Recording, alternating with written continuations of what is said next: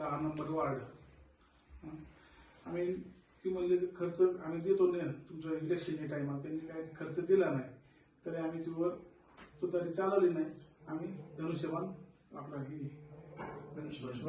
शुभंगताईला परत चालवणार आम्ही. धन्यवाद. खरं तर हेच आम्ही या निवडणुकीच्या माध्यमातून सांगत होतो की निवडणूक ही सकारात्मक राजकारणामध्ये करायची असते. या निवडून येण्यासाठी निवडणूक करतात लोक, परंतु पाचपुते यांच्या माध्यमातून गौरीताई भोसे यांची उमेदवारी फक्त पायात पाय घालून पाडण्यासाठी होती. त्याचे श्रीगोंदा शहरातले अनेक लोक सहभागी होते, परंतु हा डाव आहे ना अशा पद्धतीने उधळला गेला. याच्यापूर्वीच 2-3 ठिकाणी उमेदवार मिळाले नाहीत. या उमेदवारांनी वराडे नावाची उमेदवारी माघार घेतली आणि आता परत 3 उमेदवारांची ही गोष्ट लक्षात आली आणि म्हणून आपण ह्यांच्या षडयंत्राला बळी पडायचं का?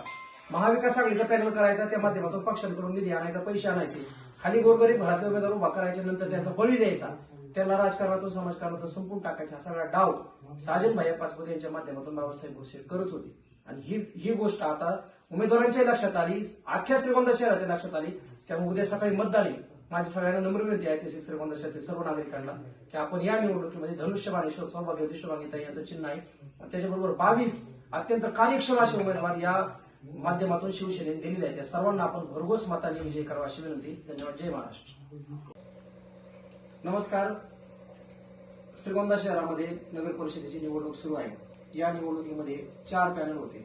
या पॅनलमध्ये महाविकास आघाडीचे जे काही उमेदवार होते त्याच्यामध्ये कांतीलाल कोकाटे साहेब, त्याचबरोबर आमचे मित्र पैलवान शांतारामजी कोटे साहेब, हे 2 जण उमेदवार होते. त्याचबरोबर खलील भाई हे देखील वार्ड प्रभाग क्रमांक 10 मधून उमेदवार होते. या 3ही उमेदवारांच्या बाबतीत आज एक घटना घडली आणि या घडलेल्या घटनेमुळे त्यांनी अचानकपणे एक महत्वाचा, श्रीगोंदा शहराच्या दृष्टीने अत्यंत महत्वाचा आणि सगळ्या मतदारांचे डोळे उघडणारा निर्णय घेतलेला आहे.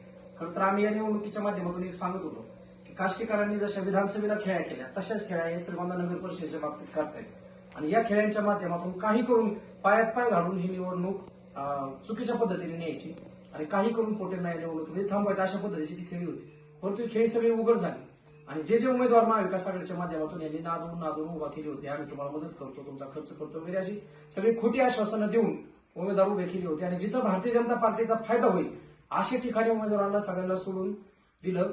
जिथं पक्षाला म्हणजे बीजेपीच्या उमेदवारांना फायदा होईल अशा ठिकाणी जे उमेदवार आहेत चांगले उमेदवार त्यांना मात्र त्यांनी वाऱ्यावर सोडून दिलं. त्यांच्या खर्चाच्या बाबतीत त्यांना काळीची मदत केली नाही आणि महाविकास आघाडीच्या माध्यमातून आमदारांनीच साजन भाई पाचपुते यांच्या माध्यमातून जे काही राजकीय डाव श्रीगोंदा नगर परिषदेच्या निवडणुकीत बाबासाहेब भोसे यांच्या सुनबाई गौरीताईच्या माध्यमातून टाकला होता, तो डाव त्यांच्या चांगलं आलाय.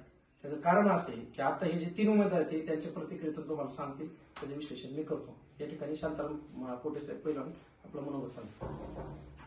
मी शांताराम रामचंद्र कोटे. माझी महिलेची उमेदवारी आहे पूर्वीला शांतीलाल कोटे खालची. पण आम्ही सर्वांनी असा निर्णय घेतला की आमच्या नेत्यांनी, महाविकास आघाडीच्या नेत्यांनी आम्हाला कसल्याही प्रकारची मदत केली नाही. त्यांनी फसवलं आणि त्यांनी फसवल्यामुळं की शहराच्या विकासासाठी आणि त्यांना फक्त मनोहर पोटे पाळायचं हेच टार्गेट धरून त्यांनी आतापर्यंत सगळ्या उमेदवारांना पळवलं. त्यामुळं आम्ही शुभांगीताई पोटे यांना नगराध्यक्षपदासाठी आम्ही सहकार्य करणार आहे आणि खाली आम्ही लढणार. कोकडे साहेब वार्ड क्रमांक 7 प्रभाग 7 मधून कोकडे साहेब हे या ठिकाणी उमेदवार. मी कांतीलाल कोकाटे या ठिकाणी वार्ड नंबर 7 मधून उमेदवार आहे. आघाडीमध्ये आम्हाला या ठिकाणी आश्वासन देऊन उभं केलं की तुम्ही रुपयाही खर्च करू नका आणि आम्ही सगळा खर्च करतो, परंतु या ठिकाणी आमची फसवणूक झालेली आहे. त्याच्यामुळं आम्ही या ठिकाणी आमचा निर्णय या ठिकाणी घेत आहोत शांतारामन आम्ही की आम्ही नगराध्यक्षपदासाठी या ठिकाणी शुभांगीताई पोटे या श्रीगोंद्याच्या शहराच्या विकासासाठी आणि सर्वसामान्य माणसाला न्याय मिळेल या भूमिकेतून आम्ही या ठिकाणी त्यांचं काम करत आहोत व ज्या जागेवर आम्ही उभा आहे त्या ठिकाणी आम्ही आमची उमेदवारी कायम ठेवतोय. आम्ही आमची नगरपालिकेची निवडणूक करणार आहोत, परंतु वरच्या पदासाठी आम्ही त्यांना सहकार्य करत आहे.